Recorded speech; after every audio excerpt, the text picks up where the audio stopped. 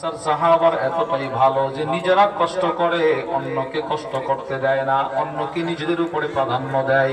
সুবহানাল্লাহ বলেন। এই যে 3 নাম্বার যে সিফত, এটা আমার আলোচ্য বিষয়। আনসার সাহাবারা নিজেরা কষ্ট করে কিন্তু কোনো মেহমানকে তারা কষ্ট করতে দেয় না, মেহমানকে তারা নিজেদের উপরে প্রাধান্য দেয়।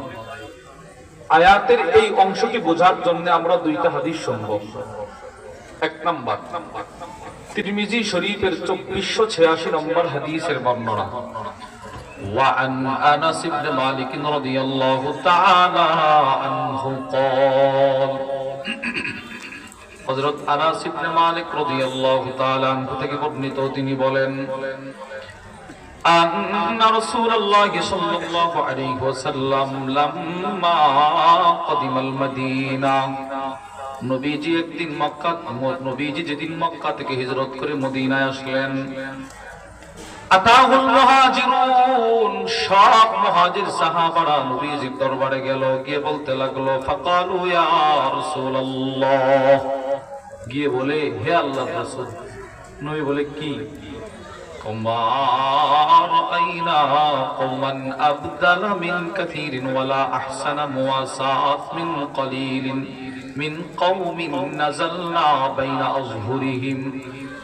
পুরাটা আরবির অর্থ হলো, মুহাজির সাহাবারা গিয়ে বলে ইয়া রাসূলুল্লাহ, ইয়া রাসূলুল্লাহ, আমরা মক্কা থেকে হিজরত করে মদিনায় এমন এক সম্প্রদায়ের কাছে আসছি যে এদের মতো ভালো মানুষ আমরা মক্কাবাসী 2 চোখে আর কোথাও দেখি নাই। নবীজি বলে কেমন?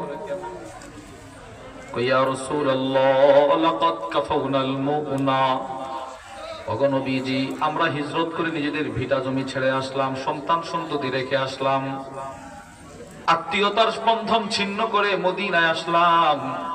আমাদের ভিটা জমি কষ্ট, আমাদের সন্তান সন্ততির কষ্ট, আমাদের খাবার দাবারের কষ্ট, সবগুলো দূর করার জন্য মদিনার এক একজন আনসার সাহাবী যথেষ্ট। এরা এক একজন যথেষ্ট, আমাদের সব কষ্ট দূর করে দিয়েছে। আচ্ছা আর কি? নবী বলে আর কি?